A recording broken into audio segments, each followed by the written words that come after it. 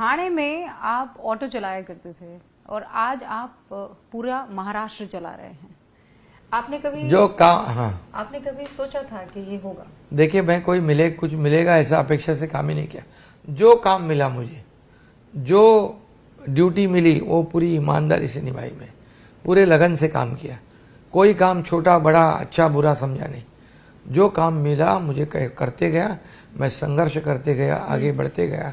और क्या मिलेगा मुझे, ये कभी भी मेरा एक्सपेक्टेशन रखा नहीं मैंने। सीएम साहब, आपने कहा ईमानदारी से काम करता गया, लेकिन आपके ऊपर गद्दार का, बेईमान का तमगा लगा है। उद्धव ठाकरे हो या उनके बेटे आदित्य ठाकरे, वो ये कहते हैं कि हमारे यहाँ पर आकर 10 बार आंसू बहा कर गए, हाथ जोड़ कर गए। आज सीएम वो इसलिए क्योंकि उनको डर है कि ईडी और आईटी और सीबीआई आपको उठा कर ले। एकनाथ शिंदे किसी से डरता नहीं, ये सिर्फ भगवान से डरता है।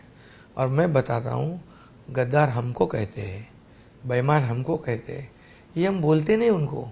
लेकिन जैसे 2019 में सरकार चुनाव था, एक तरफ बाला साहब ठाकरे जी का फोटो, दूसरी तरफ प्रधानमंत्री नरेंद्र मोदी जी का फोटो लगा के हम जीत गए, चुनाव लड़े। चुनाव लड़ने के बाद जनता ने मैंडेट दिया शिवसेना बीजेपी को, आंकड़े आ गए।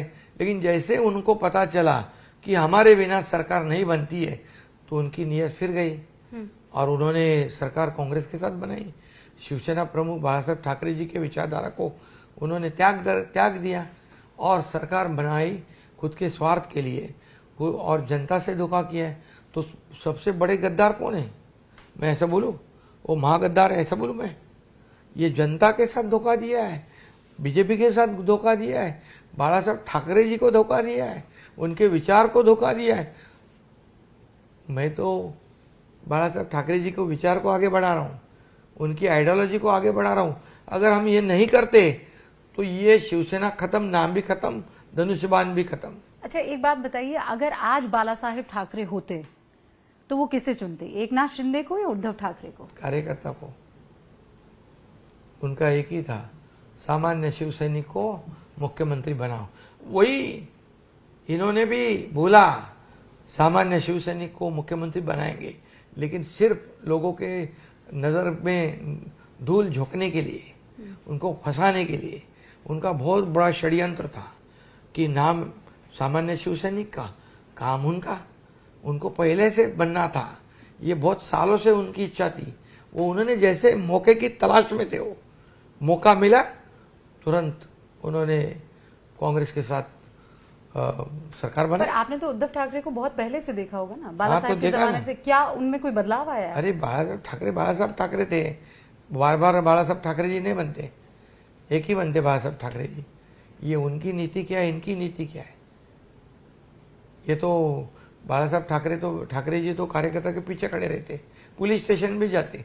ये जैसे कोई संकट में तो हाथ ऊपर उठाते, तुम देखो तुम्हारा काम देखो। ऐसी पार्टी बढ़ती है क्या? कार्यकर्ता को बड़ा होना चाहिए, बड़ा करना चाहिए। ये खुद की इनसिक्योरिटी है।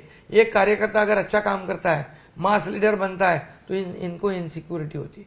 कोई घर अच्छा लेता है, उनको जलन होता है। ऐसा थोड़ी कोई लीडर होता है क्या? ऐसा कोई पार्टी बढ़ती है क्या? अच्छा, क्या मातोश्री भी अब आप लेने वाले हैं? क्या के लिए हम लेंगे? हमने तो पहले बोल दिया, हमें कोई प्रॉपर्टी नहीं चाहिए। बाला साहब ठाकरे जी के विचार, यही हमारी प्रॉपर्टी है। क्या विचारधारा उद्धव ठाकरे लेकर नहीं चल रहे हैं? कैसे चलेंगे? अभी वो तो कांग्रेस के साथ जाने के बाद हिंदू हृदय सम्राट किधर बोलते हो? बाला साहब ठाकरे को हिंदू हृदय सम्राट नहीं बोलते। बोलते किधर बताओ? और आज क्योंकि कांग्रेस नाराज हो जाएगी। प्रधानमंत्री वोटिंग, ये तो आज बोले, हाँ। लेकिन ये बराबर उन्होंने बोला कि ये बोलने के लिए भी उनकी जमात जवान क्या कहते हैं, लड़खड़ाती है। तो ये कैसे, ये विचारधारा जो है ये अलग है। नहीं तो शिंदे साहब, क्या विचारधारा की लड़ाई है? महाराष्ट्र में इस बार चुनाव किस पर है? विकास पर है, विचारधारा पर है, खानदान पर है, ठाकरे वर्सेस शिंदे पर है? कार्यकर्ता वर्सेस परिवारवाद, विकास वर्सेस ये क्या कहते हैं, एंटी डेवलपमेंट। विकास में स्टे देना, विकास में स्पीड ब्रेकर डालना, ये इसके विरोध में विकास करने वाले की लड़ाई है। ये 80 बनाम 20 भी है क्या? मेजॉरिटी हिंदू, 20 मुस्लिम आबादी। नहीं देखिए, अभी all India Muslim personal law board ने साथ दे दिया है महाविकास आघाड़ी का। उलेमा बाहर आकर ये कह रहे हैं कि महाविकास आघाड़ी को वोट देना चाहिए। तो अभी देखिए, अभी वोट बैंक जो है उनके पास, वो वोट बैंक तो कांग्रेस की वोट बैंक जो थी वो अभी उनके पास है। अभी जो उनका वोट बेस शिवसेना का है वो हमारे पास है। अभी हमारा वोट शेयर बढ़ गया है, हमारी स्ट्राइक रेट बढ़ गई है, हमारी सीटें उनसे, हम जो फाइट किए उससे हमारी सीटें ज़्यादा आ गई। प्रूव कर दिया है शिवसेना असली कौन, धनुष्मान असली कौन, लोगों ने तय कर लिया है। इसका नतीजा इतनी जोरों से इस विधानसभा में दिखेगा। आपने आज कहा कि प्रधानमंत्री नरेंद्र मोदी मेरे दोस्त हैं, फिलोसोफर हैं और मेरे गाइड भी हैं। हाँ तो है ना। कैसे? अरे वो तो मार्गदर्शन करते हैं, हमें पैसे देते हैं, पैसे मीन्स फंड देते हैं ये डेवलपमेंट के लिए। आज उन्होंने 76,000 करोड़ वाडवन पोर्ट को दिया।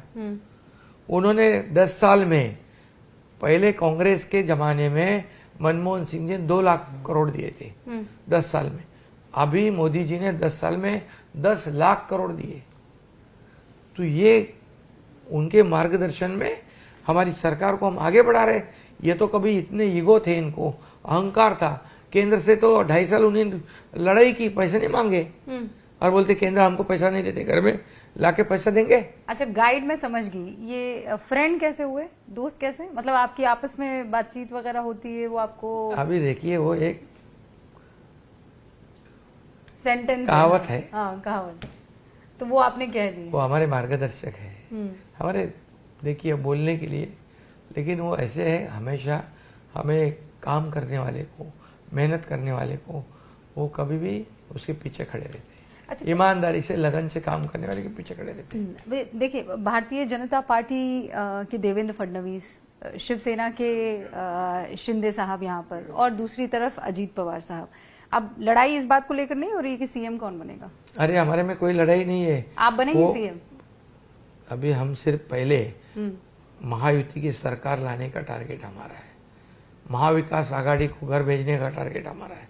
उनमें लड़ाई है, मुझे बनाओ मुझे बनाओ। दिल्ली घूम रहे, दिल्ली के गली गली में घूम रहे, मुझे बनाओ। उनकी पार्टी में उनकी जो महाविकास आघाड़ी को ही अगर उनका फेस पसंद नहीं तो जनता को कैसे पसंद होगा? बस आखिरी सवाल ये है कि अजीत दादा क्या आपकी विचारधारा से मैच नहीं हो पा रहे? मतलब जितना उद्धव ठाकरे कांग्रेस से हो गए हैं, अजीत दादा उतनी ही दूरी से युति को देख रहे हैं। ऐसा कुछ नहीं। अजीत दादा देखो, ये जो वो सरकार में था तो उसको मालूम है कि वो विकास विरोधी सरकार है।